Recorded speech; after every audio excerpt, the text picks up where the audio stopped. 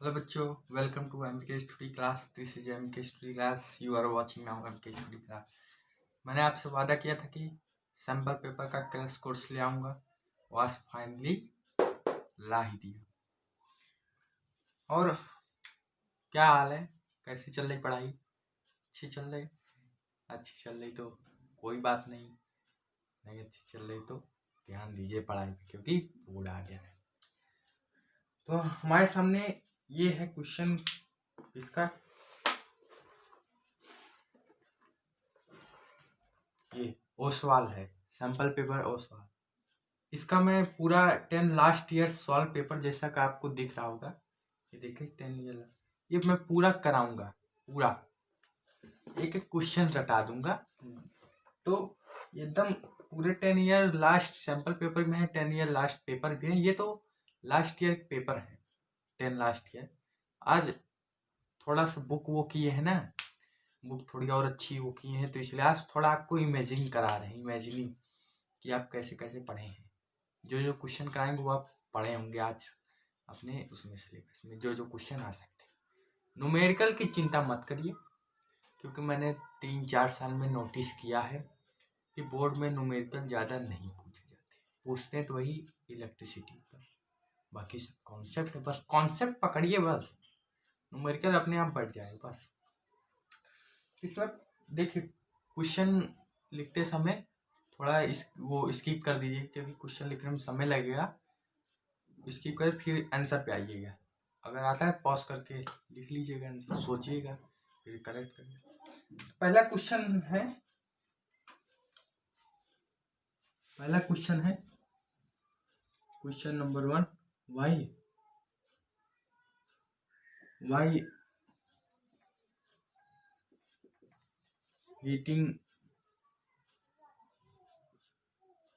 Element electric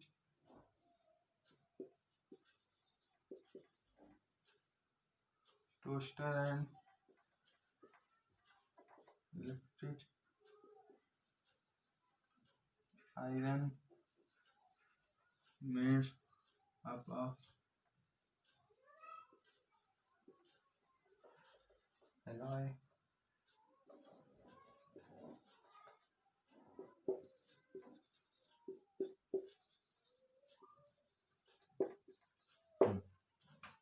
तो next ये question हमने ले लिया है।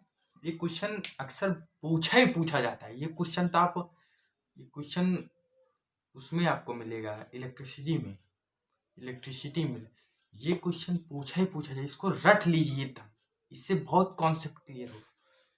देखिए होता क्या है ना, ये पूछा question, why are the heating element of electric toaster and electric iron made up of an alloy. पहली बात, एलॉय क्या होता है? देखिए एलॉय जो होता है वो मिक्सर होता है। क्या होता है? मिक्सचर होता है। किसका?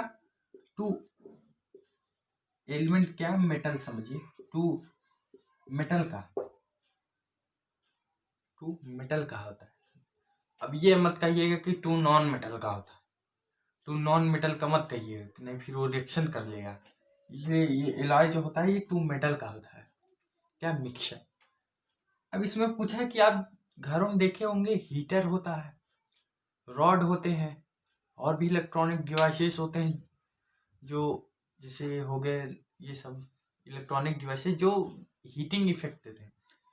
तो ये सब में क्यों केवल प्योर मेटल नहीं लगाया जाता? क्यों प्योर मेटल नहीं लगाया जाता? केवल सिंगल मेटल लगा दें, क्यों डबल? वो जो आप नाइक्रोमियम जो तार देखते हैं उसका, हीटर का, वो एलॉय होता है। एलॉय में होता क्या है ना, इसका रीजन क्या है समझिए। अब हर एक एलिमेंट का उसका हीटिंग इफेक्ट, रेजिस्टेंस खुद डिपेंड है। अब एनसीईआरटी की बुक में पेज नंबर तो नहीं, अब इलेक्ट्रिसिटी चैप्टर में 1-2 पेज के बाद जो है वही यही कॉन्सेप्ट है। पूरा एक सीरीज दिया है किसका कितना रेजिस्टिविटी है। तो समझ रहे हैं ना, मतलब इसका कितना हीटिंग इफेक्ट सहने की क्षमता है, हीटिंग इफेक्ट कितना ये कंट्रोल कर लेता है। तो आप मान लीजिए कोई एक मेटल जो है, इसका जो है आप वो करेंगे हीटर में, मान लीजिए लगा दिए, हीटिंग इफेक्ट ज़्यादा हुआ तो ये इसकी अगर मेल्टिंग पॉइंट लो ही तो ये तो वो हो जाएगा, ये तो वो हो जाएगा ना, ये संभाल ही नहीं पाएगा सिंगल। अभी इसमें आप कोई और मान लीजिए ए मेटल ऐड कर दिए जिसकी melting point very very high है, वेरी वेरी हाई है, या फिर काम चला हुई है, मान लीजिए 50% इसकी मेल्टिंग पॉइंट है, 50% इसकी, आप इसको सिंगल लगा रहे हैं तो जो है तार मेल्ट हो जाएगा। और इसको अगर कॉम्बिनेशन कर देंगे 50% ये आएगा और 50% ये आएगा, दोनों मिलके कितना हो जाएगा 100%। और 100% से कोई इफेक्ट नहीं, तभी तो हीटर जो है चलता है, तभी हीटर चलता है, नहीं चलेगा बच्चों, समझ में आया? तो इसलिए यही इसका कॉन्सेप्ट है, प्योर मेटल का क्यों नहीं लगाते, यही इसका रीजन था। क्या प्योर मेटल लगाएंगे उसकी मेल्टिंग पॉइंट या रजिस्टिविटी जो है जिस प्रकार से होगी उस प्रकार से होगा। रजिस्टिविटी पढ़िए जो है उस पर, अरे एनसीईआरटी बुक पे इलेक्ट्रिसिटी चैप्टर में दिया है, पूरा सीरीज दिया है, एक ब्रैकेट में दिया है बना के डायग्राम में, क्योंकि सिल्वर की, नाइक्रोमियम की, आयरन की, कॉपर की, एल्युमिनियम की, सबका दिया है, पढ़िए। ठीक, तो ये हमारा क्वेश्चन हो गया, समझ में आया? सर बताइए, कमेंट में कर दीजिएगा समझ में आया कि नहीं। ठीक, क्या वैसे पूछें, ठीक है। नेक्स्ट क्वेश्चन हम लेते हैं। ठीक, नेक्स्ट, ठीक, ये आ गया हमारे पास क्वेश्चन। इस क्वेश्चन में करें कैसे, पहले बात क्वेश्चन क्या लिखा है ये पढ़िए। क्वेश्चन लिखा है molecular formula of ethene and draw it's electron dot structure. Electron dot structure क्या होता है, उसमें इलेक्ट्रॉन का पेयरिंग होता है एंड शेयरिंग होता है, समझिए। इथीन, इथीन के बारे में जानते हैं? अच्छा चलिए थोड़ी बातें इथीन के बारे में। इथीन एक अनसैचुरेटेड हाइड्रोकार्बन है, गॉट इट? ठीक, जनरल फॉर्मूला होता है CH2, गॉट इट? बॉन्ड होते हैं डबल बॉन्ड, एक और होता है पाई बॉन्ड, वो आप पढ़ेंगे 11th में, अभी नहीं, पाई बॉन्ड तो आपके सिलेबस में नहीं है। ठीक, ये हो गई नॉलेज। हाँ, और हमसे पूछा क्या है इथीन का molecular formula, molecular formula CH2 होता है, ओके क्लियर है, जनरल फॉर्मूला। अब उसमें हमें इथीन पूछा है, इथीन, इथीन मतलब 2 कार्बन एटम, जैसे होता नहीं मेथ, एथ, प्रोपेन, ब्यूट, प्रोपाई, ऐसे होता नहीं, तो वही इथ मतलब डबल कार्बन एटम, ओके। तो यहाँ पे डबल कार्बन एटम, तो एन की जगह क्या पुट कर दीजिए 2। अगर इथीन है तो समझ लीजिए डबल कार्बन एटम होगा, इथीन, इथीन है तो एन की जगह 2 पुट कर दीजिए, एन की जगह 2 पुट कर दीजिए, तो C2H4, 2 × 2 4, ओके। अब हमें इसको मॉलिक्यूलर फॉर्मूला में, अब मॉलिक्यूलर फॉर्मूला में ये बॉन्डिंग करना है, बॉन्डिंग करना, बॉन्डिंग क्या, इधर भी चला जाएगा हाइड्रोजन इधर, तो इसको हम इस तरह से भी सही, इस तरह भी है सही, इस तरह भी है, पर लोग डबल बॉन्ड दिखा देते हैं तो इससे थोड़ा टीचर को रिप्रेजेंटेशन मिल जाता है। तो आप ऐसे लिख दीजिए CH2, ठीक, ऐसे लिख देंगे तो और अच्छा रहेगा, ये ऐसे लिखेंगे तो ये 99%, पर ये 100% करेक्ट। चलिए ये हो गया हमारा,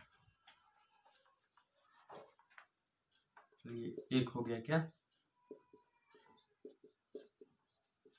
ठीक।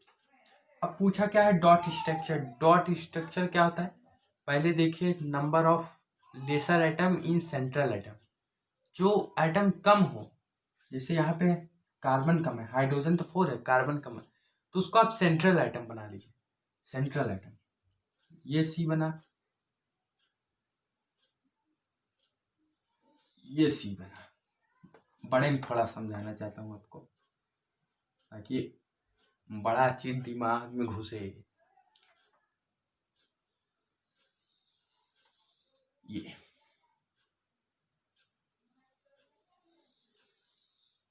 ठीक, ये थोड़ा किया डायग्राम पे नोटिस मत करिएगा। कार्बन के वैलेंस इलेक्ट्रॉन में कितने रहते हैं, आउटर सेल में कितने वैलेंस इलेक्ट्रॉन रहते हैं? 6। और कमी कितने की है? 2। तो ये करेगा क्या? ये 2 इलेक्ट्रॉन शेयर कर लेगा अपने ही 6 इलेक्ट्रॉन में 2 इलेक्ट्रॉन शेयर कर लेगा, और वो भी कार्बन 2 इलेक्ट्रॉन शेयर कर लेगा। जो 6 वैलेंस इलेक्ट्रॉन है उसमें से 2 इलेक्ट्रॉन ये दिया और 2 इलेक्ट्रॉन ये दिया। क्लियर? और फिर हाइड्रोजन 2 है, तो हाइड्रोजन ऐसे जोड़ दीजिए।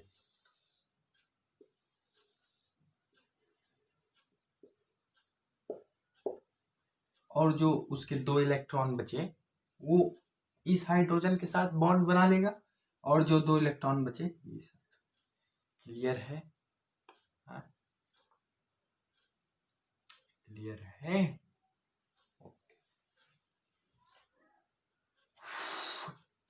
वही चीज यहां भी हो जाएगा।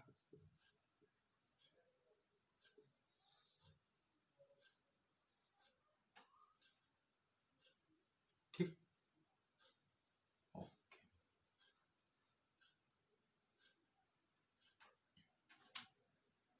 अब देखिए क्या इसमें सब कुछ लोन पेयर कहीं बचा? नो, लोन पेयर नहीं बचा भाई। एक बॉन्ड ये बनाया, एक बॉन्ड ये बनाया, एक बॉन्ड ये बनाया, एक बॉन्ड ये बनाया। अब इधर से देखिए, अब ऐसे मान लीजिए, ऐसे देखिए, इसको छोड़िए, हाँ ऐसे देखिए, कार्बन को 8 इलेक्ट्रॉन चाहिए थे टू ऑक्टेट कंप्लीट करने के लिए और स्टेबल होने के लिए। 1 2 3 4 5 6 7 8 कंप्लीट है, ऑक्टेट कंप्लीट है ना।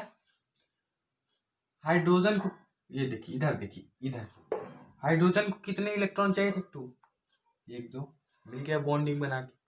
वही चीज यहाँ भी आप देख लीजिए, ये 1 2 3 4 कंप्लीट। कोई दिक्कत? नो, दिक्कत तो नहीं होनी चाहिए। अब आप कहेंगे सर ये इस तरफ कैसे कर दिए, इस तरफ कैसे कर देंगे, इस तरफ कैसे? देखिए वो इसलिए क्योंकि ये जो CH है ना, इसको आप अगर स्ट्रक्चर फॉर्म में लिखेंगे तो आप इसको ऐसे भी लिख सकते हैं, ऐसे भी लिख सकते हैं।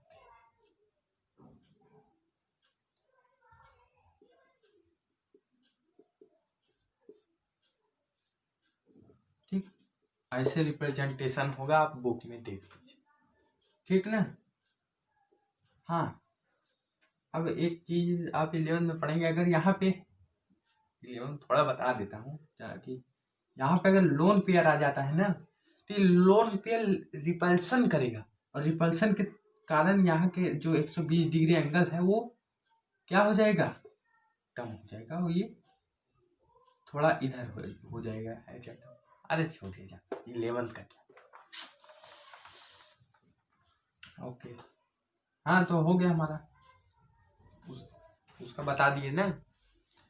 अब चलते हैं नेक्स्ट क्वेश्चन। नेक्स्ट क्वेश्चन क्या है? नेक्स्ट क्वेश्चन है क्यों गोल्ड, प्लेटिनम एंड सिल्वर को यूज करते हैं किसमें? ज्वेलरी। ये तो कॉमन चीज है, कॉमन चीज पूछता ही नहीं कभी, कॉमन चीज कभी आपको बोर्ड में नहीं पूछे। अरे यार ये ब्राइट सरफेस के लिए यूज होता है, to shining, shining, bright surface shining, shining करता है ब्राइट सरफेस, मतलब पहन लीजिए तो आपका चेहरा थोड़ा शाइनिंग। और इस प्रोसेसर को क्या कहते हैं? मेटालिक इलस्टर। पढ़ा होगा आपने, 9th में पढ़ा होगा, 10th में कहा मेटल साइन। क्लियर है? अभी इसी में आपको पूछूं एक चीज कि क्या गोल्ड और सिल्वर किसी मेटल से रिएक्ट करते हैं? नो, ये पूछा है क्या? भले ना पूछे कि ब्राइट सरफेस पर, ये पूछा है क्यों गोल्ड और ये जो 3 एलिमेंट है क्यों नहीं दूसरे एलिमेंट के साथ नॉन मेटल हो गया, कोई नहीं रिएक्ट करते। इसका रीजन है, नेचुरल तौर पे देखें तो ये लेसर अमाउंट में है। आप कहेंगे कि बहुत ही कोलैबोरेशन करने के बाद या खुदाई करने के बाद मिलता है, ये भी सही है, पर ये गलत है। नेचुरल के तौर पर केमिस्ट्री में पढ़ेंगे, केमिकल के तौर पर, क्योंकि ये मोस्ट हाईली रिएक्टिव मेटल होते हैं, very very high, very very high, इसलिए ये दूसरे मेटल के साथ रिएक्ट पूरे उसमें यही सबसे हाईली रिएक्टिव मेटल होते हैं। क्लियर है? ओके। और तो इसमें कुछ, हाँ ठीक है। नेक्स्ट क्वेश्चन है, बड़ा ही अच्छा क्वेश्चन है।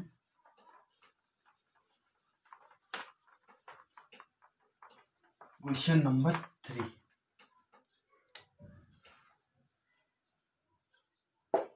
क्वेश्चन नंबर 3 क्या है, मैं लिखता हूँ। वो है हमारा क्वेश्चन, ठीक। इस क्वेश्चन में पूछा क्या है? इस क्वेश्चन में पूछा है, पढ़िए, on heating blue coloured powder of copper. हमें ब्लू कलर का कॉपर पाउडर लेना है। क्लियर? कौन सा कॉपर रहेगा? Second copper, second nitrate, copper second nitrate. क्या क्या? रिपीट, कॉपर सेकंड नाइट्रेट लेना है। इन्हें बॉइलिंग ट्यूब समझते ही हैं, लैब में रखा रहता है boiling tube. Black copper oxide बनेगा।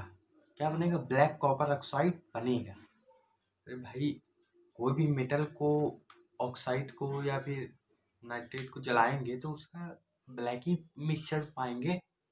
कोई चीज को आप आयरन को जलाए, चाहे जो मेटल जलाए, उसको ब्लैक वो होगा, ब्लैक में पाएंगे आप।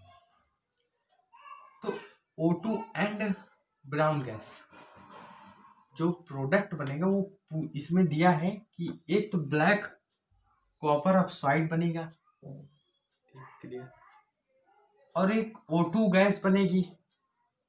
जाहिर सी बात है O2 गैस बनेगी।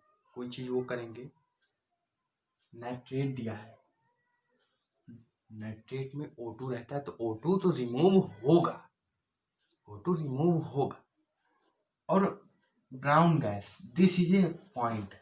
अब ये ब्राउन गैस क्या बनेगी? यही ब्राउन गैस तो पूछा है। क्या पूछा है? आइडेंटिफाई ब्राउन गैस और name the reaction take place. तो करते हैं, क्वेश्चन नोट कर लीजिए। पूछा गया है बोर्ड 2000 शायद 11 में पूछा गया, दिल्ली बोर्ड पेपर। ये जो है, हाँ, इसका करने का तरीका, पहले क्वेश्चन तो नोट कर लिए, अब मैं बताता हूँ। मेटल जो है से यही पूछा है। सबसे पहले तो दूसरा वाला क्या है? Name the reaction. वो नहीं, उसको पहले ये रिएक्शन आपको बता देता हूँ तब। पहला तो हमें क्या लेना है? कॉपर। एकदम बेसिक से बताऊंगा, बेसिक। Cu, ये पता है Cu क्या होता है? कॉपर। सेकंड लेना है, ओके, सेकंड मतलब जिसका चार्ज +2। नाइट्रेट लेना है,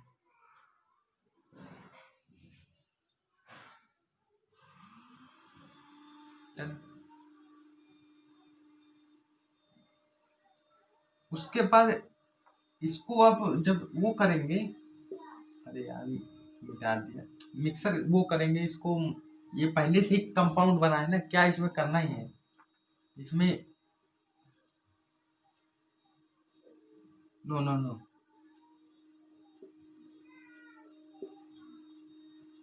ये प्रोडक्ट है, ये कंपाउंड है मेरा, ठीक, ये कंपाउंड है, यही दिया ना, कॉपर सेकेंड नाइट्रेट, इसी को कहते हैं कॉपर सेकेंड नाइट्रेट, ठीक। और उसके बाद H2O होगा। अब ये बड़ा ही इम्पोर्टेंट फैक्ट है कि वो H2O होगा।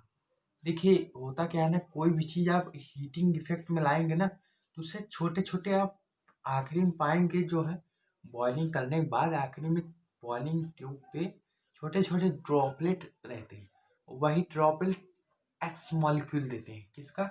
वो एक्स मॉलिक्यूल। वो कोई लिक्विड फॉर्म में नहीं रहते। क्या क्या क्या? वो कोई लिक्विड फॉर्म में नहीं रहते, वो क्या रहते? ड्रॉपलेट रहते, इसलिए उनका एक्स मॉलिक्यूल लिया जाता है कि कितने ड्रॉपलेट। क्लियर है? ओके, ठीक है।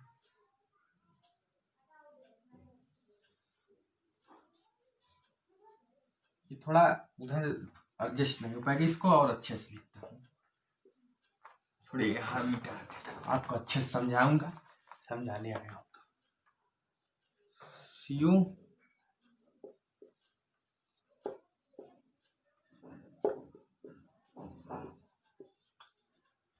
अब कॉपर, हाँ क्या बनता?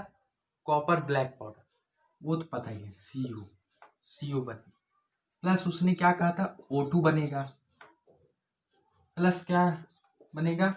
H2O बनेगा, H2O तो बनेगा ही, ठीक। इसको हीट करेंगे आप, H2O बनेगा। क्लियर है? एक चीज और बनेगा, that is called x metal. अब आपको एक ट्रिक बताऊं। ट्रिक क्या? इस क्वेश्चन में पहले ही कहा दिया था कि कॉपर सेकेंड नाइट्रेट। सर इससे क्या मतलब? कॉपर सेकेंड नाइट्रेट, बाद में एक और दिया था, O2 दिया था, वो भी दिया भाई। जब प्रोडक्ट हमें बता दिया, तो प्रोडक्ट जब हमें बता दिया तो रिएक्टेंट साइड से ही तो कोई ब्राउन गैस बनेगी, रिएक्टेंट साइड से ही तो कोई ब्राउन गैस बनेगी। दिमाग लगाइए, जब प्रोडक्ट हमें बता ही दिया तो एक्स जो बचा है वो रिएक्टेंट साइड, और रिएक्टेंट साइड में क्या है? नाइट्रेट है, और नाइट्रेट का फॉर्मूला क्या होता है? NO3। NO3 में एक हो तो वो हो गया, एक हो ये यहाँ पे जुड़ गया, बचा क्या? That is called brown gas. Clear है?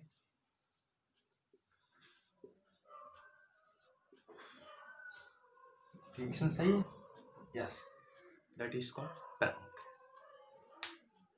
क्लियर है ना?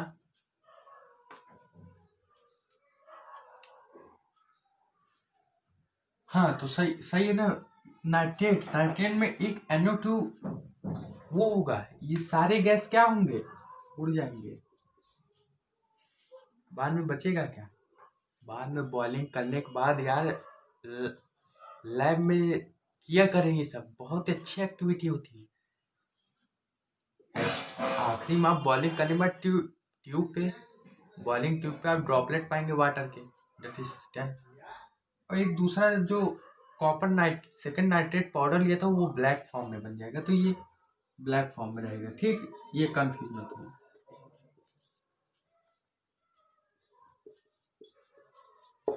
अब सेकंड क्या पूछा था? Name the reaction take place. ये भी अच्छा सवाल है भाई। आपने ये सब तो कर दिखाया, अब रिएक्शन भी बताओ कौन सा किया है। तो ये रिएक्शन बताने से पहले आपको मैं ये पूछूंगा कि आपने डिकम्पोजिशन रिएक्शन पढ़ा था? डिकम्पोजिशन रिएक्शन, हाँ पढ़ा था। उसमें तो पढ़ा था कि जैसे H2O है, टूट के ये बन जाएगा। Yes, that is called decomposition. Decomposition reaction में कंपाउंड ब्रेक करके 2 एलिमेंट्स बना देता है। समझें? 2 एलिमेंट्स बना देता है, 2 अदर कंपाउंड बना देता है। तो ये मैं क्यों कहा 2 अदर? क्योंकि आगे जो है आप उसमें एल्डिहाइड, कीटोन, ये सब में पढ़ेंगे, बड़े बड़े ग्रुप, एल्काइल ग्रुप टूटेंगे तो उसमें छोटे छोटे कंपाउंड बना देगा, तो एलिमेंट भी बनता है, कंपाउंड एलिमेंट का भी देख लीजिए। एलिमेंट है जैसे NaCl, ये टूटा, Na plus, that is element टूट गया। Clear, brown colour. तो ये जो सेकेंड था, अब बताइए ये हमारा इतना बड़ा क्या है, कंपाउंड है, और यहाँ पे केवल एक ये सिंगल कंपाउंड बना और एक ये कंपाउंड सिंगल टूट के। तो अब बताइए कौन सा रिएक्शन है जिसमें लार्ज कंपाउंड टूट के दो सिंगल कंपाउंड वो कर लीजिए, तोड़ लीजिए। ये मैंने बताया है, चैप्टर 1 कंप्लीट करा दिया है, ठीक ना, उसमें भी पढ़ लीजिए। नहीं, यूट्यूब पे बहुत आज की तरह पढ़ाई है ये वाली बात। तो दूसरा हमारा है डिकम्पोजिशन रिएक्शन।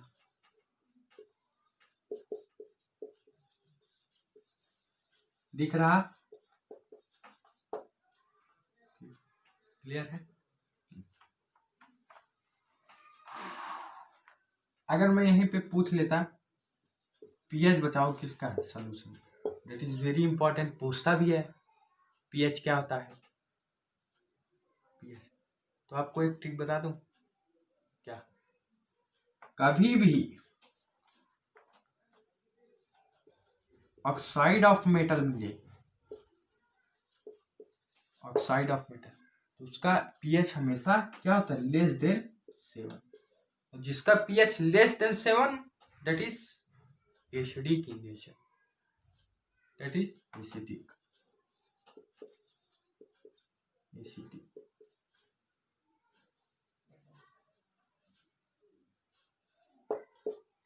क्लियर है, मैंने क्लियर है, नोट कर लीजिए, कर लिया।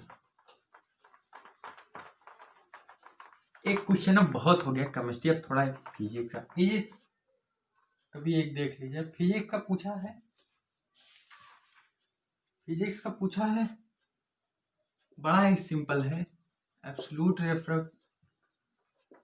रेफ्रेक्टिव इंडेक्स ऑफ रबी, रबी एक मेटल है, कितना दिया है 1.7। पूछा क्या है, speed in light,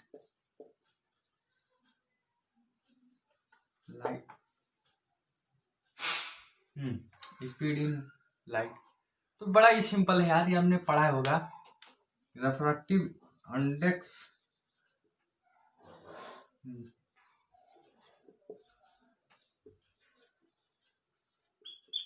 refractive index सब ज्यादा डायमंड का होता है, वेरी, इसमें पूछा है, ये भी मैंने बता दिया रिफ्रैक्टिव डायमंड का। रिफ्रैक्टिव इंडेक्स का फॉर्मूला क्या था, speed of light in vacuum, speed of light in air.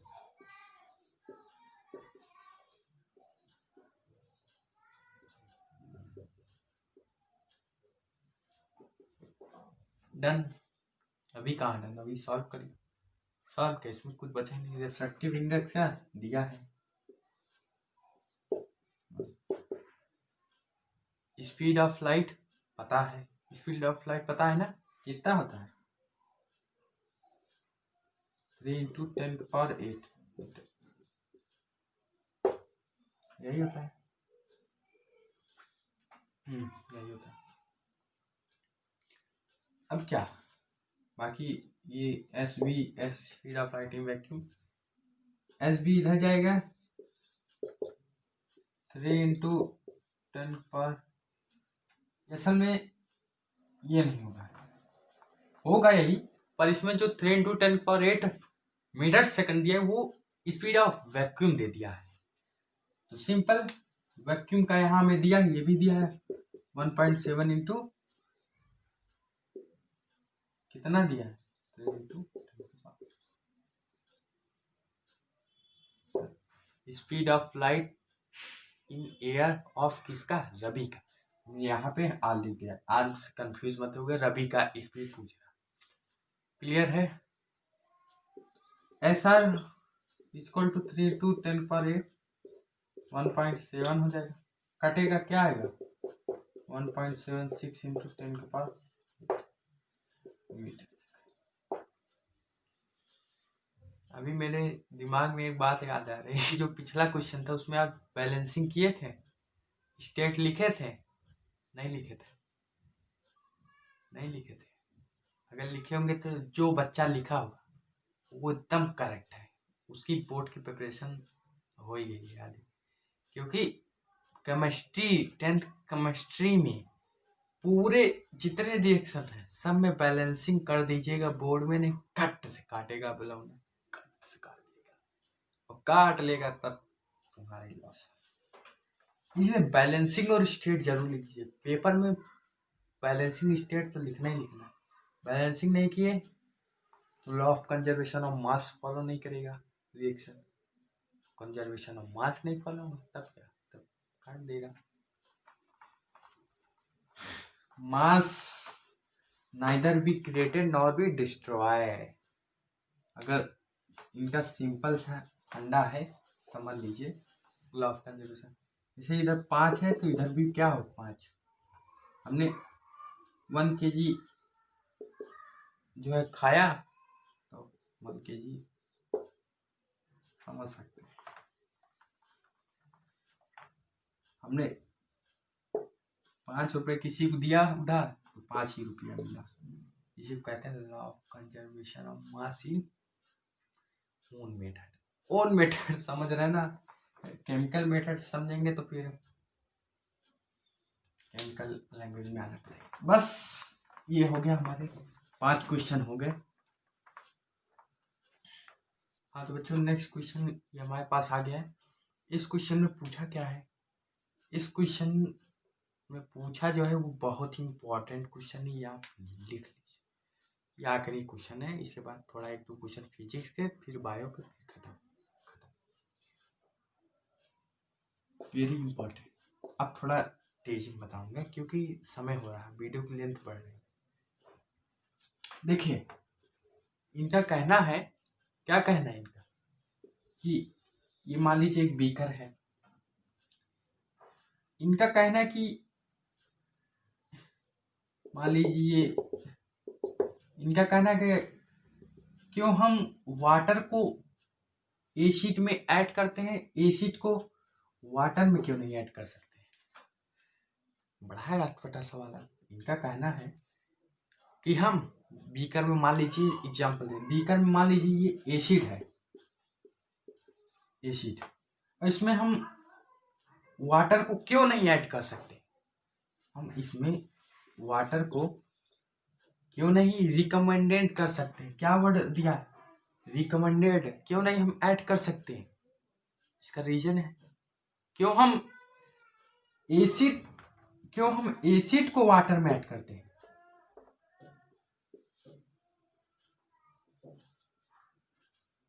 क्यों हम एसिड को वाटर में ऐड करते हैं? ये भी आपके दिमाग में, जितने लोग के दिमाग में ये चल रहा है कि अरे सर एसिड को वाटर में ऐड के वाटर को एसिड में, बात एक ही, ऐसा नहीं है, रॉन्ग मेथड। अब आपको इसका रीजन बताता हूँ। देखिए रीजन ये रहता है ना कि अब जब ऐड करेंगे किसका, वाटर को एसिड में, एसिड होते हैं वो बहुत ही हाईली रिएक्टिव होते हैं, H+ आयन प्रोड्यूस करते हैं, बहुत ही लार्ज कंप्लीट। आप वाटर यहाँ पे ऐड करेंगे, कंसंट्रेशन एसिड में आप वाटर ऐड करेंगे, यहाँ क्या लिखा है, डाइल्यूट एसिड, डाइल्यूटिंग करेंगे मतलब मिक्सचर करेंगे।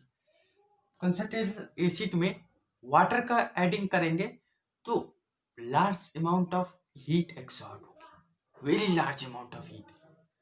वो जो large amount of heat absorb होगी वो एसिड नहीं संभाल पाएगा, इसलिए बीकर क्या होगा, ब्रेक हो जाएगा। एसिड संभाल ही नहीं पाएगा, एसिड संभाले वो बीकर,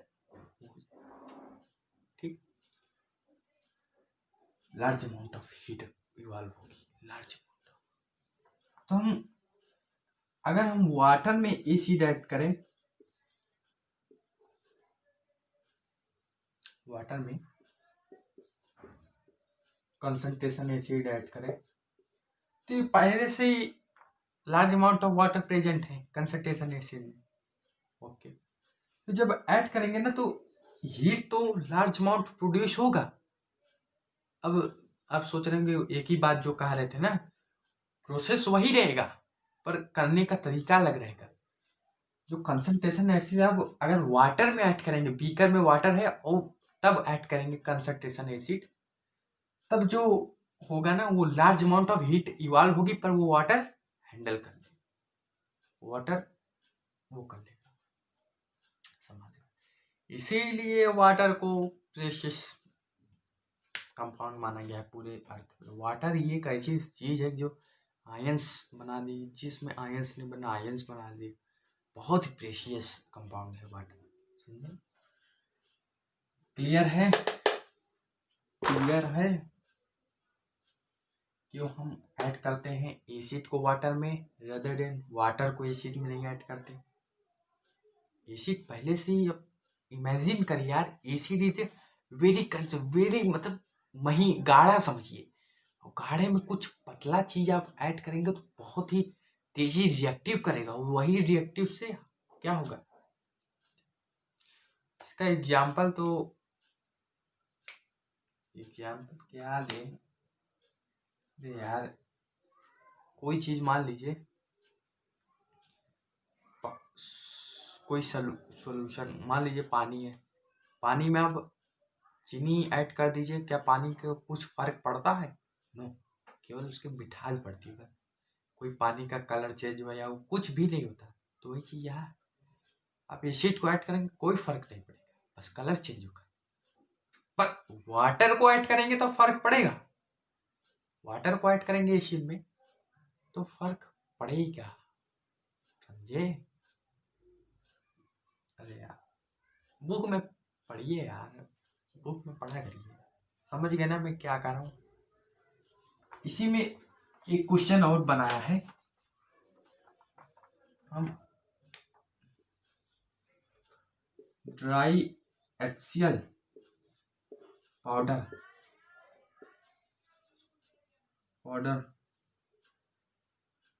को क्या करते हैं, रिएक्शन कराते हैं लिटमस पे, लिटमस रिएक्शन कराते हैं।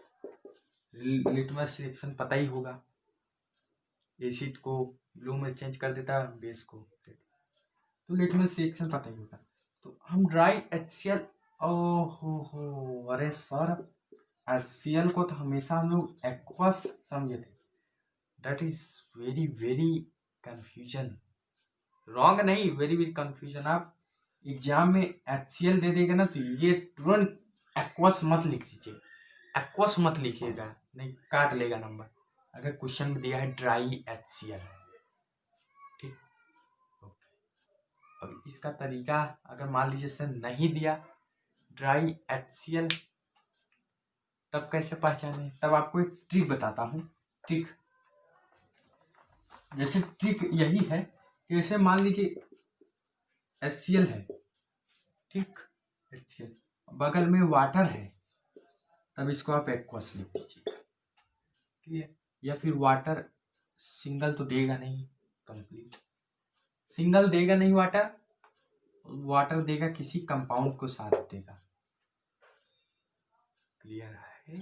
ये किसी कंपाउंड के साथ में मिला रहेगा वाटर, उसका देगा एक्वस। और जब दोनों को मिक्स करेंगे, भाई पानी के साथ कोई सूखी चीज मिक्स करेंगे तो वो भी तो आयंस प्रोड्यूस कर देगा। तो इसलिए अब ये जो क्वेश्चन था, इस क्वेश्चन में दिया क्या था? इस क्वेश्चन में दिया था कि ड्राई HCl क्यों नहीं लिटमस से रिएक्शन करता। इसका सिंपल सॉल्यूशन, क्योंकि ड्राई HCl कोई H+ आयन प्रोड्यूस नहीं करता, ठीक, कोई H+ आयन प्रोड्यूस नहीं करता, ना Cl+ आयन प्रोड्यूस करता। क्यों? क्योंकि आयंस हमेशा वाटर में बनते हैं, तभी तो कहा water is precious metal, water is precious, water में आयंस बने। और वाटर होता तो एक्वस लिखता, पर यहाँ ड्राई दिया, ड्राई मतलब सूखा, तो सूखा में बनेगा नहीं लिटमस, रिएक्शन नहीं करेगा। जब आयंस नहीं बनेंगे तो रिएक्शन नहीं करेगा। लैब में आपने देखा होगा कोई भी लिटमस का रिएक्शन करेंगे वो एक्वस होना चाहिए। ओके, तो बहुत सी बातें बता दी। एक क्वेश्चन और है इसमें, दैट इज क्वेश्चन नंबर 8 ही समझिए, इसमें तो 8 ही लिखा। इसमें दिया है what is amphoteric oxide, give example.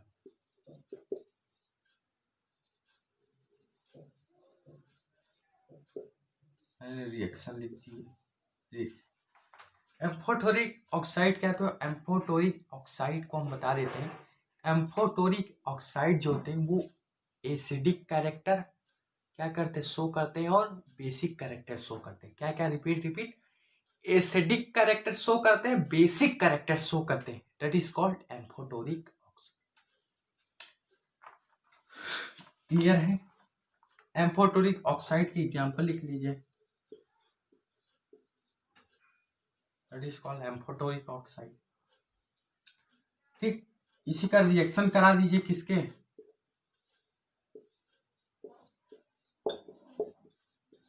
HCl के साथ, बन जाएगा AlCl3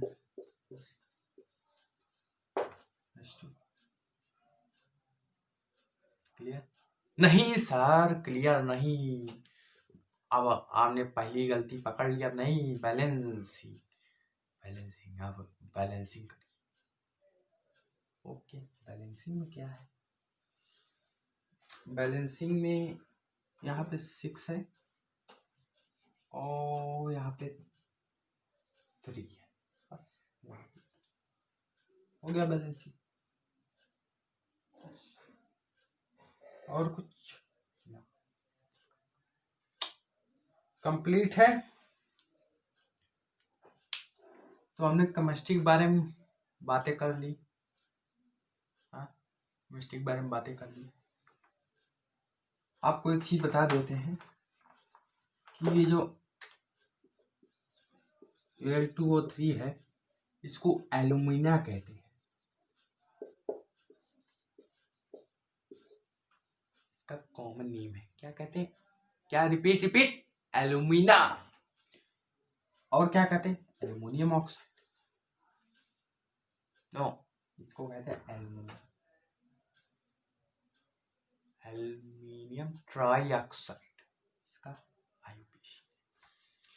क्लियर है? ओके, तो हो गया हमारा आज केमिस्ट्री का क्वेश्चन, बहुत हो गए, थोड़ा एक दो फिजिक्स, फिर उसके बाद बायो। वीडियो की लेंथ अगर ज़्यादा लंबी हो जाए तो मैं अगला वीडियो का ये बना दें, अगर मन लग रहा तो यही वो करें। चलिए एक दो क्वेश्चन कर लेते हैं। देखिए, अच्छा, एक क्वेश्चन मैं केमिस्ट्री का आपसे पूछ के वो करता हूँ, केमिस्ट्री का इंड ये पूछता हूँ। अभी तो 3 महीने है, बहुत क्वेश्चन करा दूंगा, बहुत, बस देखते रहिएगा रेगुलर। यही कि जो वेट ऑफ मेटल होता है इंक्रीजेस डिक्रीजेस आफ्टर कोरोजन का भी कल क्वेश्चन होगा, बड़ा ही इंपॉर्टेंट क्वेश्चन, इस साल पूछा गया बोर्ड में, अगले साल पूछा गया, सिंपल सा है यार, कोरोजन पढ़िए, फिर उसके बाद नहीं आया तो मैं कल इसको डिस्कस करूंगा कि अगर कोरोजन समझा ही होगा, समझाया भी है मैंने वीडियो लेक्चर में, उसमें ये समझाया कि कोरोजन में होता क्या है, O2 के रिएक्शन से एक लेयर बन जाती है, O2 हो गया, H2 हो गया, इसके रिएक्शन से लेयर बन जाती है, टॉप सरफेस ऑफ मेटल का क्रस्ट हो जाता है, क्रस्टिंग हो जाती है। तो इस लेयर को हमें हटाना, वही जब लेयर बन जाती है तब उसके बाद बता दीजिए मेटल बढ़ जाएगा वेट की घट जाएगा। तो कॉमन एग्जांपल है, पर बोर्ड वाले लोगों को कंफ्यूज करके वो कर देते हैं, ये कॉमन आप भी बता सकते हैं, सोचिएगा। तो फिजिक्स का एक क्वेश्चन तो हो जाए क्लियर। अब फिजिक्स के केवल फिजिक्स में उतना नहीं, 2 ही क्वेश्चन आज कराता हूँ, क्वेश्चन फिजिक्स, क्वेश्चन देखता हूँ कहीं कोई क्वेश्चन अच्छा मिल जाए तो करा देता हूँ, रेजिस्टेंस इलेक्ट्रिसिटी का। हाँ, तो मिल गया क्वेश्चन। बच्चा लोगों को क्वेश्चन नोट कर लिया गया है।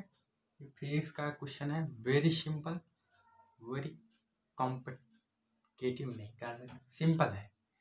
इसमें क्वेश्चन दिया क्या है, पढ़िए।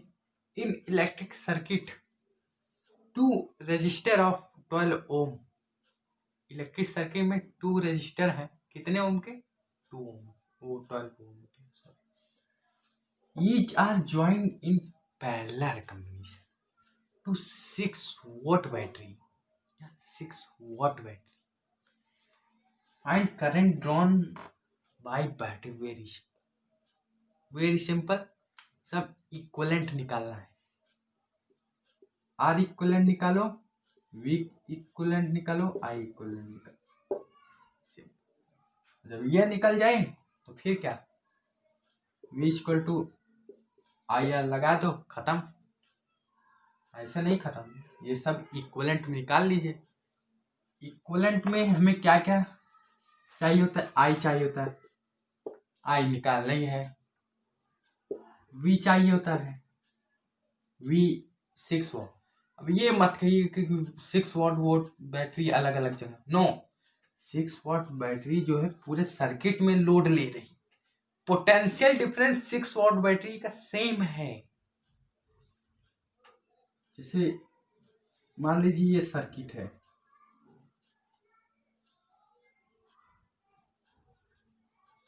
ठीक, ये 12 ओम है, ये 12 ओम है, तो 6 वोल्ट बैटरी यहां से यहां तक का पोटेंशियल डिफरेंस सेम है। 6 वोल्ट बैटरी यहां से यहां तक गई तो यहां तक 6 वोल्ट बैटरी ही लौट के आएगी। वोल्टेज सेम है पूरे उसका, 6 वॉट ही पूरे सर्किट में वोल्टेज चलेगा, इतने ही वोल्टेज पे करंट जाएगा। नहीं सुना है? अरे वोल्टेज बढ़ाओ, क्योंकि वोल्टेज बढ़ाएंगे ना तो करंट बढ़ेगा। पढ़ेंगे, चिंता मत कर। तो सबसे पहले भाई हमें निकालना पड़ेगा आर इक्विवेलेंट। अब पैरेलल में दिया है, पैरेलल में मतलब R1 plus R1 R2 R3 मतलब। अब सर आप कहेंगे कि अब तुम लोग सोच रहे हो कि ये रेजिस्टेंस इतने हैं कि इतने रेजिस्टेंस पैरेलल में हो सकते हैं 1/Rn एन वैल्यू था, पर हमें दिया कितना है? केवल 2, तो 3 तो मिटा दीजिए। ये आपको मैं समझाने के लिए केवल लिखा, 3 मिटा दीजिए। क्लियर है? हाँ क्लियर है, ओके। इक्वलेंट क्यों लिखा है? क्योंकि वोल्टेज इक्वलेंट है पूरे रेजिस्टेंस वो सर्किट में। और क्या इक्वल? करंट इक्वल है पूरे सर्किट में। और ये मत कहिएगा कि 2 रेजिस्टेंस है, करंट आगे जाके बढ़ जाएगा, पर करंट आगे जाके बढ़ जाएगा पर आएगा तो क्या?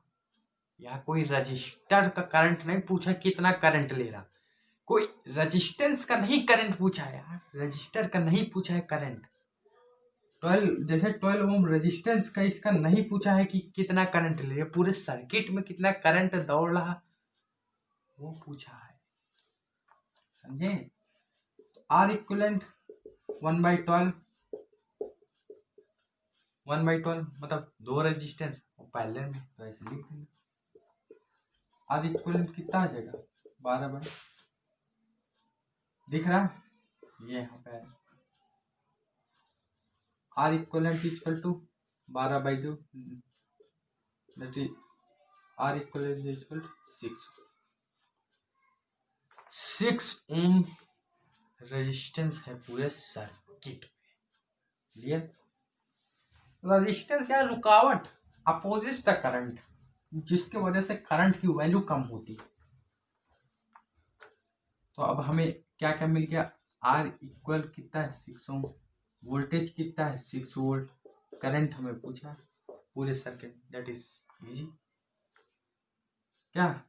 V equal to I into R, I equal to V/R कितना आ जाएगा? 6/6 दैट इज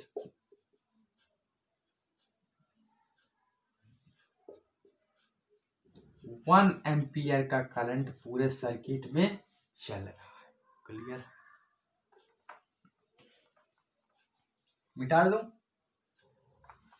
1 एम्पियर के चल रहा है, इससे भी छोटी वैल्यू होती है माइक्रो एम्पियर, इससे भी छोटी वैल्यू होती है मिली एम्पियर 10 और ये एकदम नोटिस करिए, इस बार बोर्ड में पूछा गया था, इस बार बोर्ड में 2020 में पूछा गया था कि माइक्रो एम्पियर की कितनी वैल्यू होती है। 10 और -3 पूछा गया। आप पेपर उठा के देख लीजिए, 2020 का बोर्ड का पेपर उठा के देख लीजिए, मिल जाएगा सॉल्यूशन। क्लियर है? तो हमने कर लिया।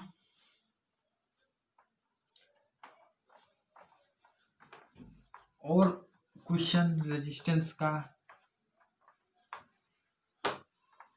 ये एकदम बेसिक क्वेश्चन था। ठीक, और एक क्वेश्चन करा दूं फिर इसके? नहीं सर, बायो ओके, चलिए बायो कर लेते हैं 3-4 क्वेश्चन, फिर उसके बाद खत्म हमारा सैंपल पेपर फर्स्ट डे का, that is biology.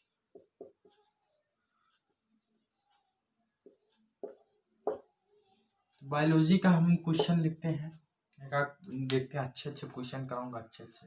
Next question ये है, बहुत इंपॉर्टेंट क्वेश्चन है, व्हाट इज पॉलिनेशन।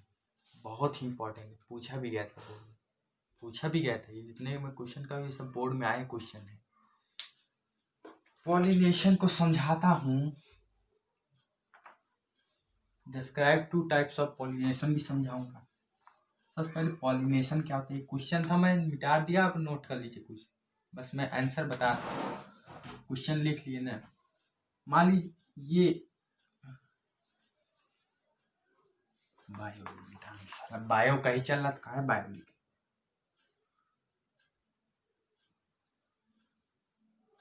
डायग्राम पे मत नोटिस करिएगा, थोड़ा अरे सर डायग्राम से, अच्छा ठीक।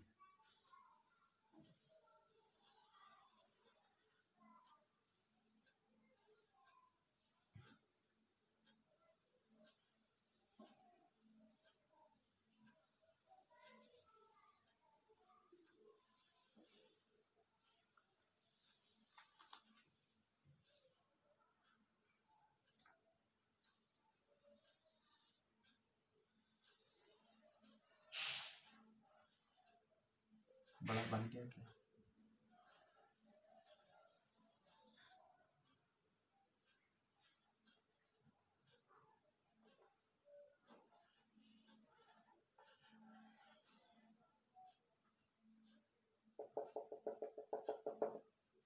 ये बिंदी बिंदी क्या है अभी समझाऊंगा, ठीक।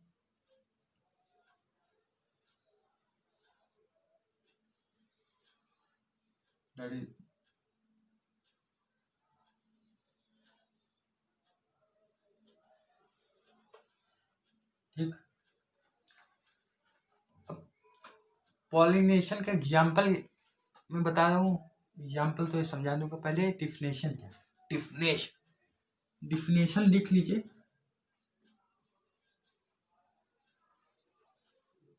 ट्रांसफर ऑफ पॉलन ग्रेन का ट्रांसफर होना through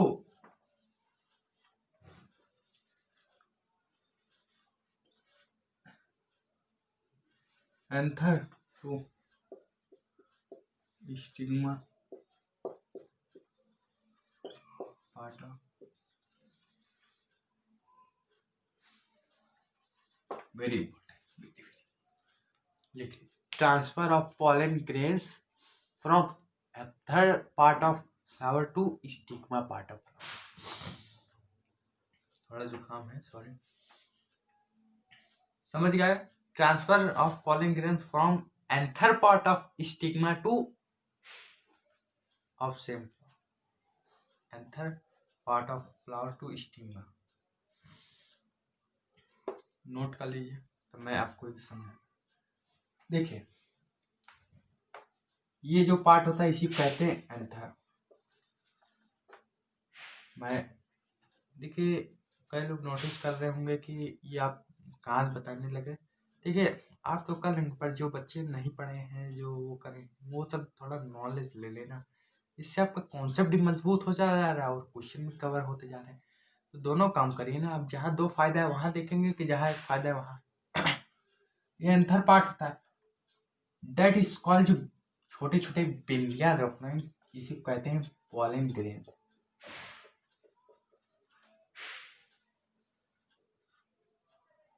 that is called stigma, that is called pollen tube.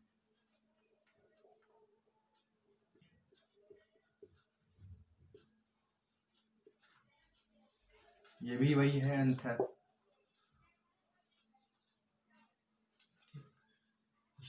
अब देखिए ये पॉलन ग्रेन जो है ये एंथर है, ठीक क्लियर। ये जो पॉलन ग्रेन है ये उड़ के जो है यहाँ पे आ जाता है, स्टिग्मा के पास चिपक जाता है through air water and insect. तो एक वर्ड और जोड़ लीजिए, क्या वर्ड जोड़ेंगे कि, अरे यार यहां लिख लीजिए, through air water and insect. अब क्या भगवान इसको पहुंचाएंगे? नो, इसको एयर पहुंचाएगा, इंसेक्ट पहुंचाएगा और वाटर। ये उड़ के यहाँ आएगा और ये पॉलन ट्यूब के थ्रू ये यहाँ जाएगा और ये ओवरी है, ओवम है, यहीं रिएक्शन करके न्यू फ्लावर बना देगा। ठीक क्लियर है? अब समझिए डिफरेंस, अब पूरी डिफरेंस ये क्लियर है, फंडा क्लियर है? तो इसको मिटाता हूं मैं।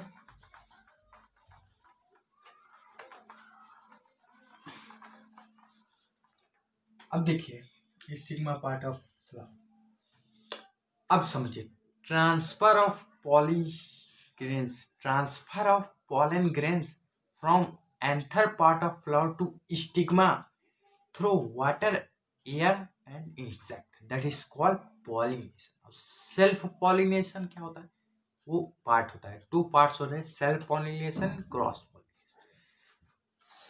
सेल्फ पॉलिनेशन क्या होता है?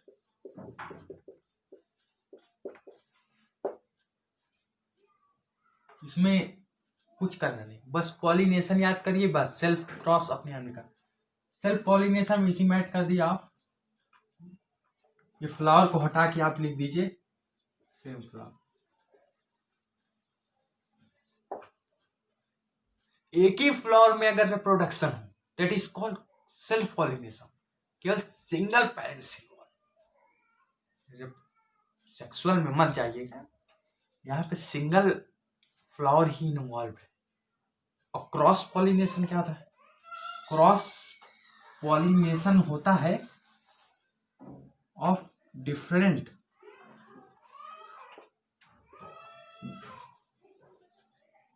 Flower two of different flower of same,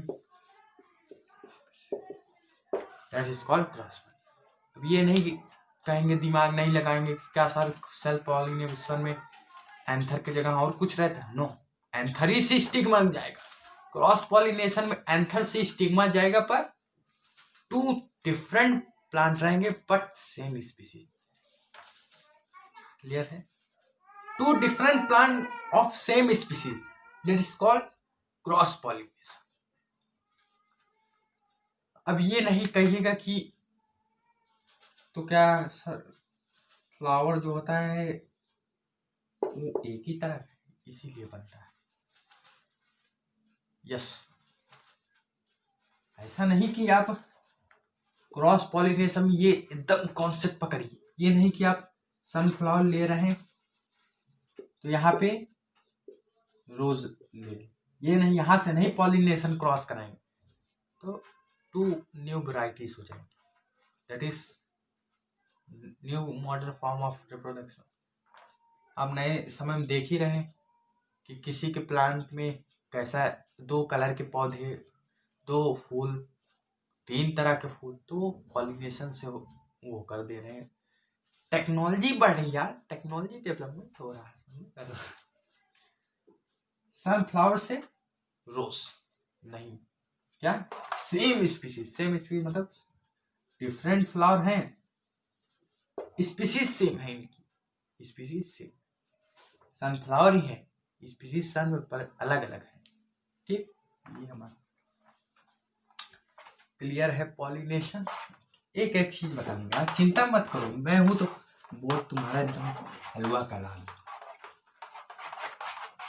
मैं रहूंगा ना तो बोर्ड में तुम बैठते मन फाड़ दोगे पेपर, अरे फाड़ोगे नहीं मतलब कर डालोगे। एक क्वेश्चन और करा देता हूँ बायो के, उसके बाद सैंपल पेपर का एंड करते हैं। ठीक, तो एक क्वेश्चन और बायो का करा। हाँ, तो ये क्वेश्चन है आखिरी को, बड़ा छोटा क्वेश्चन है और पूछा भी है बहुत बार बोर्ड में। डिफरेंस बिटवीन एक्वायर्ड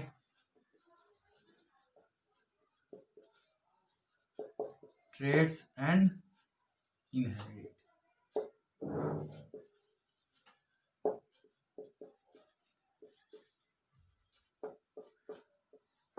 ठीक, डिफरेंस बताइए एक्वायर्ड ट्रेड का, इनहेरिटेड ट्रेड का। क्या बताएं, क्या बताएं? एक्वायर्ड ट्रेड का, इनहेरिटेड। ये मैंने लाइन खींच ली, यहाँ पे लिखता हूँ एक्वायर्ड,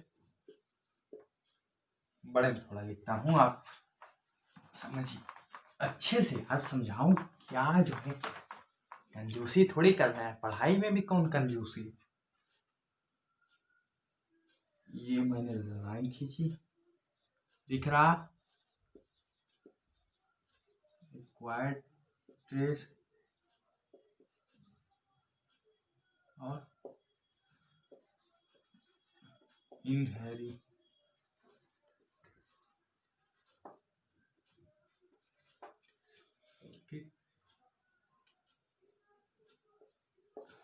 एक्वायर्ड ट्रेड क्या होते हैं, एक्वायर्ड ट्रेड क्या होता है और इनहेरिटेड ट्रेड्स क्या होते हैं।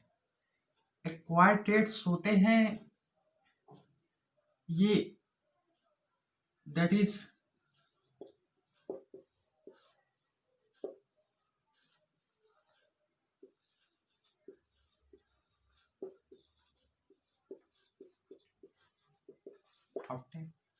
सिंपल, ये इंडिविजुअल हर इंसान खुद डेवलप करता है, ऑब्टेन करता है। अब इसका एग्जांपल आपको समझाऊंगा कि जैसे क्या किसान का लड़का किसान ही बनेगा? नो, किसान का लड़का किसान नहीं बनेगा। और क्या किसान का लड़का आईएएस बनेगा? बिल्कुल बनेगा, बिल्कुल बनेगा। अब बनेगा तो भैया अक्सर देखते हैं गरीब लोग के ज़्यादा बनते हैं। फिलहाल हमको यहाँ गरीबी अमीरी की बात नहीं करना, ये समझिए कि ये हम खुद डेवलप करते हैं, डेवलपिंग प्रोसेस है। क्या है? नोट डेवलपिंग प्रोसेस है। दूसरा एग्जाम्पल में आप इसका ले लीजिए, डांसिंग,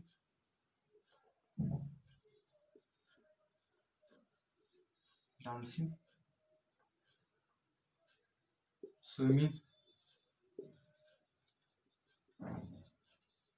बस दो बहुत है। एग्जाम्पल दीजिए, बस एक्सप्लेन करिए, खत्म। इसमें आप लिख सकते हैं,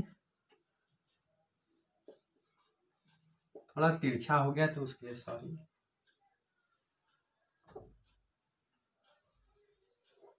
this test is obtained by parents. यहाँ पे इंडिविजुअल मत करिएगा, अलग अलग पेरेंट्स नहीं, ये नहीं, obtained by parents through jeans.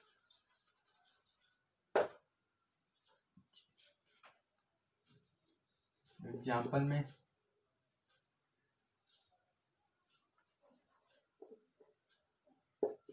Sister हो गए, ग्रैंडफादर हो गए, बहुत एग्जाम्पल सिंपल है। इनहेरिटेड टेस्ट हो रहा है, ये जीन्स के थ्रू कैरेक्टर हमारे अंदर आते हैं। अब इसका एग्जाम्पल क्या देंगे सर? इसका एग्जाम्पल है जैसे कई लोग कहते हैं कि ये अपने पापा को पढ़ा है, ये अपने माँ को पढ़ा है, ये अपने दादाजी को पढ़ा है, तो वो जीन्स के कारण पढ़ा है, क्योंकि दादाजी का जीन्स फादर में आया, फादर का जीन्स मदर में आया। That is called inherited. मतलब जीन्स सेम स्पीशीज में, सिस्टर हो गया, ग्रैंडफादर, कोई भी हो गया, मदर, फादर, ये सब के जीन्स चेहरा देखते होंगे सेम होता है, उसी को कहते हैं इनहेरिटेड। और बट एक्वायर्ड में जीन्स तो सेम रहते, बस एक्वायर्ड में होता क्या है, केवल इंडिविजुअल हम अपना खुद ऑब्टेन करते हैं, क्या प्रॉपर्टी, डेवलपिंग प्रोसेस, हर एक चीज हम, अब पढ़ाई हम खुद से करते हैं, पिताजी माताजी कोई नहीं कराते पढ़ाई, हम खुद से करते हैं, खुद से आगे बढ़ते हैं, समझे? तो यही है हमारे इनहेरिटेड। एग्जाम्पल में ही लिख दीजिए, एग्जाम्पल यही एग्जाम्पल में लिख लीजिए, मान लीजिए कलर हो गया, कलर मैचिंग होती है, हेयर हो गया, यही सब एग्जाम्पल है बस, और ज्यादा ठीक है। और इसमें कुछ पूछूं कि रहने दे? हाँ? क्या क्या क्या क्या इससे स्पेसिएशन होगा, इससे स्पेसिएशन होगा, ये बताइए, बड़ा इम्पोर्टेंट। स्पेसिएशन किस ट्रेड से होगा? स्पेसिएशन किस ट्रेड से होगा? स्पेसिएशन होता है फॉर्मेशन ऑफ स्पीशीज, स्पेसिएशन इस प्रोसेस से होगा।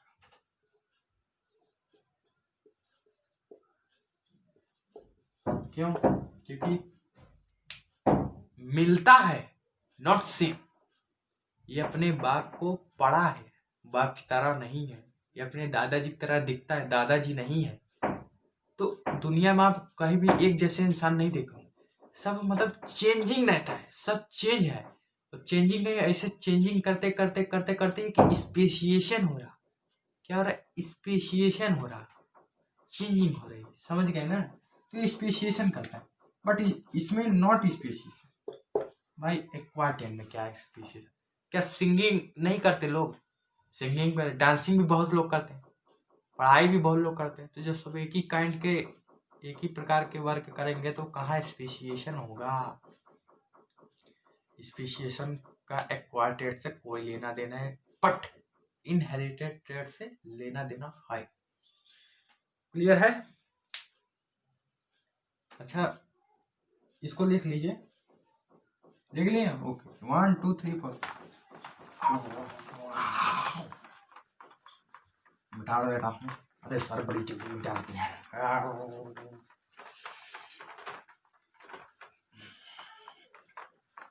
ठीक है, तो आज का हमारा टॉपिक खत्म होता है। जाते जाते एक क्वेश्चन पूछ जाता हूँ कि